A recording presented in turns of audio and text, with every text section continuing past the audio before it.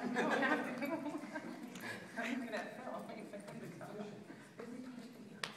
good evening, everyone. My name is Tom Fake, and I work for Bread of Life. And I have to say, I'm amazed at the people that are here. When I moved down here back in 1970, one of the first groups I learned about was a sheltered workshop in Lawrence Street in a private home run by a man named Lou Petrillo. And they're celebrating 40 years of Project Triangle. Congratulations. And Lou is a great guy. So I also know that the folks down at Club 24 do really great work. One of the founding members years ago, actually, and this is bearing my heart a little bit, acted as an informal counselor with me to help my family, help my father become sober. So I know the value. The YMCA, I know, has been around for, what, 5 or 6 years, and YWCA 10. But otherwise, Bread of Life is a free food program, and I'll focus only on what we do here in Malden. We've done a lot more recently, but we have a long history as a free meal provider. We do dinners every Tuesday through Friday. We have special celebration dinners on Easter Sunday, Thanksgiving Day, and Christmas Day.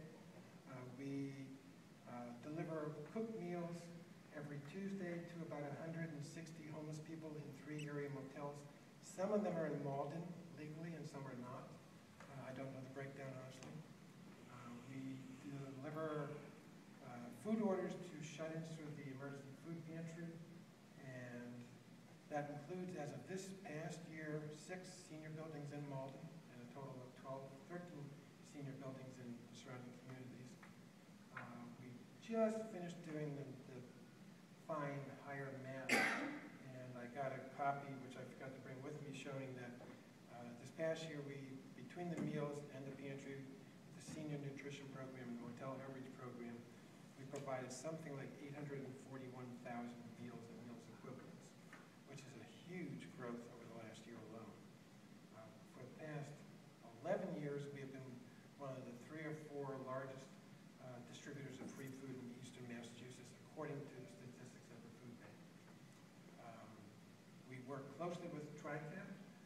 We have a great relationship with them, and for those who haven't read the papers or heard the rumors, we moved out of Main Street, and we're now on Eastern Avenue in a building that we are hoping to actually purchase. We did, in fact, sign a purchase and sale agreement back in December, an early New Year's gift, and the goal is to have some affordable housing, which Phil will probably talk about, to get some homeless people off the streets and homeless veterans as well, and also to move the meals that we now serve out of 2 churches into the Eastern Avenue location, consolidate Bread of Life services, and the actual reason for doing all of this is so I can retire.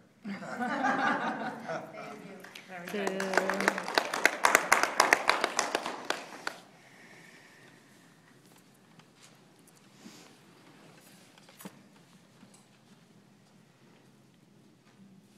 Good evening.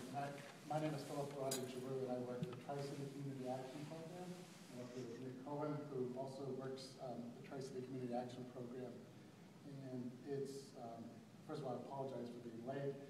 It's always a great honor to be here, especially with the other community-based organizations that I think really do so much to maintain and enhance the fabric of communities and all that it really is. And so I'm just really proud to be a part of it. I'm going to make my remarks in a little bit different format, I think, than others, in the sense that I think I'm going to focus on what the community needs are more than what TriCap actually does. Certainly, we've been appreciative of the community development block grant funds that we've received in the past that have helped sustain our free legal services program at TriCap. But when, in 2011 and now early 2012, as we kind of look out from our agency's perspective, we see an incredible amount of need still from the very low-income community. Peter spoke about the need for court advocacy. We still see a tremendous need of folks who are facing eviction, either in private homes or they have low rents, or in public housing. And it is really incumbent on all of us, I think, to make the resources available to keep folks housed in the best way that we can. Oftentimes, it takes very few dollars to make the difference in someone's income so that they can remain housed. Tom spoke a little bit about the hunger that we see in our community. We see it every day. Bread of Life does a great job in making meals available. But many of you, I know, in your own programs have, a shelf underneath the front desk with canned goods and other foods that you'll make available. We certainly do that with Cyber Cafe. We provide food for the homeless. They'll come upstairs. They'll grab some food that either Tom has dropped off or the staff has brought in. One of the things that I was surprised that Frank actually didn't talk about, and that I'd like to talk about, and I think you probably will second it, there's a huge need in our community for affordable child care. And the state has really kind of backed away from its commitment to fund vouchers for really low-income families who are working or are trying to further their education. And we, in the city of Malden, have lost half of our slots that we had just a year ago because of this lack of funding. And even though TRICAP probably will not apply for CDBG monies for those, I hope that the Y does, and that other groups do too, because it's a critical need. It's that service that allows people actually to work, because without it, the cost of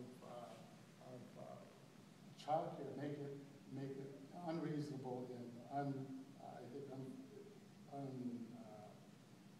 unfinancially appropriate to work. So I think we really need that in our community. We've noticed that a lot. Again, programs such as the public library, what happens at Newland Street, the Cyber Cafe. I think we offer places for people to gather in a safe and respected environment.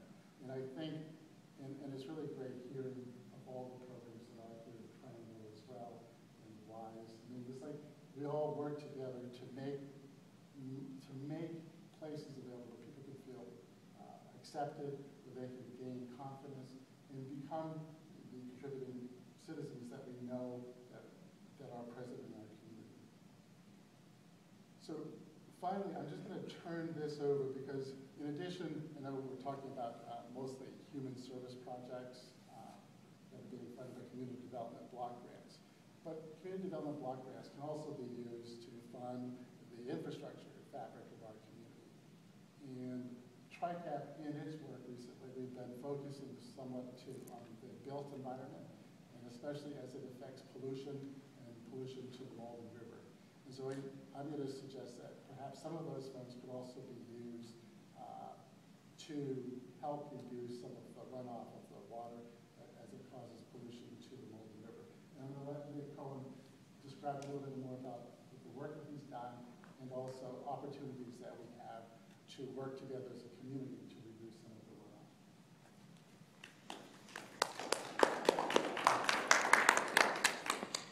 So I'm Nick Cohen. I'm the Environmental Justice Coordinator at TRICAP, and you'll be able to tell that I work at TRICAP and under Philip because I'm going to talk about needs as well. TRICAP recently, 2 years ago, began this environmental justice initiative because many of the same environmental issues that affect us all adversely affect some of the low-income and minority residents that TRICAP works with anyway, and particularly those issues related to the Malden River. So I'm going to advocate for CDBG money to go towards environmental improvements, and particularly ones that can improve the Malden River and in ways that benefit low-income communities, which we characterize as environmental justice communities in general. And in particular importance are water quality improvements, improvements to the sediment, as well as just access to the river. And this year in particular, these are crucial issues because HUD has joined the Federal Urban Waters Initiative to particularly address urban waters like the Malden River. So yet more now than ever, this is really a prevalent issue for this type of funding. So in terms of water quality and needs, the Malden River is heavily impacted by stormwater runoff, bacteria from sewage, and those legacy contamination sediments that I mentioned. The Mystic River Watershed Association has been taking water quality samples in the Mystic River and particularly in the Malden River for 10 years.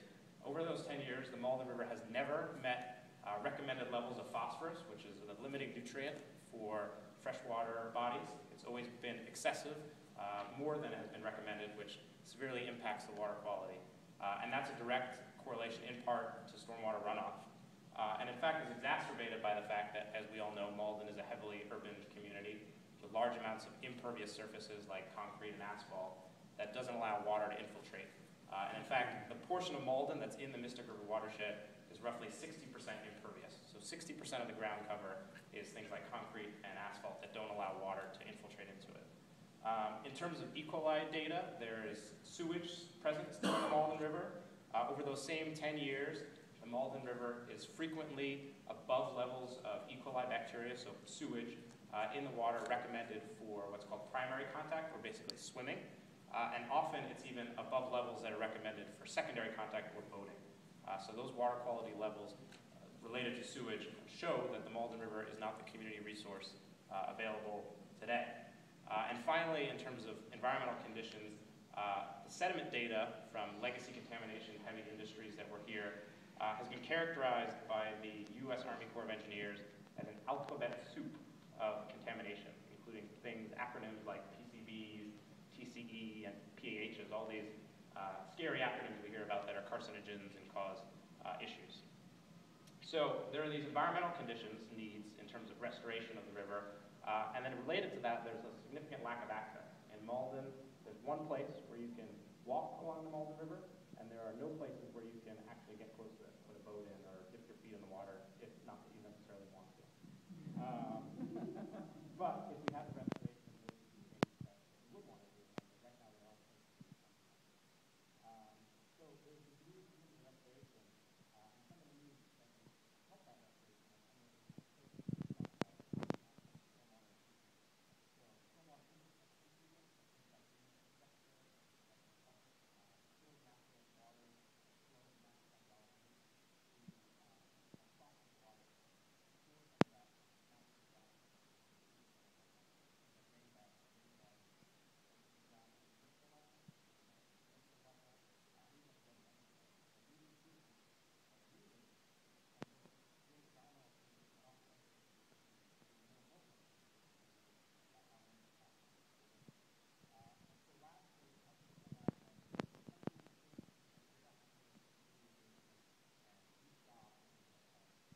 Colleagues here today can talk about as well. Ways to drive youth and create a positive ways to participate in the community, youth jobs, and activities in the community. I see Karen Hayes from the mayor's office here.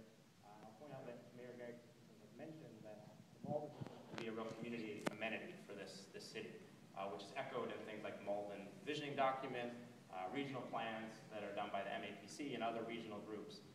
And these needs that I mentioned are things that need to be addressed in order for the Malden River to be realized as that community amenity, and particularly a community amenity that can benefit the environmental justice, including low-income residents that I mentioned.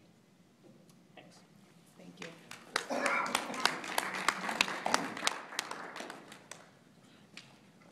Okay, I think that's pretty much everybody spoke. So, what time is it? 7:18? Okay, so it's 7:18, and I'm just going to close the public hearing. All proposals are due at Mayor Gary Christensen's office no later than 5 p.m. on Thursday, February 16th, with a copy forwarded to Steve Wachowski, Executive Director of the Malden Redevelopment Authority, room 621. Now, if you guys have any questions, you can just ask me. But I just want to say thank you so much for coming out and sharing everything about Community Development Block Grant. This is such an important program, and it is being cut drastically every year. And it's not just this program that's being cut.